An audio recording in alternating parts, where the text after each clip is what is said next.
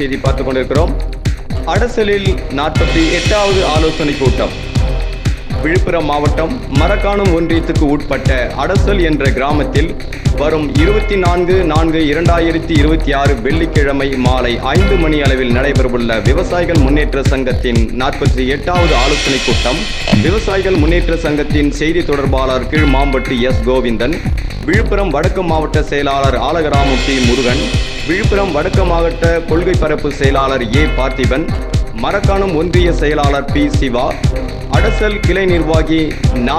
பாலமுருகன் இவர்களின் முன்னிலையில் விவசாயிகள் முன்னேற்ற சங்கத்தின் நிறுவனர் மற்றும் தலைவருமான திரு ஆர். சக்திவேல் அவர்களின் தலைமையில் நடைபெற உள்ளதால் அனைத்து பொறுப்பாளர்கள் மற்றும் விவசாயிகள் நேரம் தவறாமல் கலந்து கொள்ளுமாறு அன்போடு கேட்டுக்கொள்கிறோம்.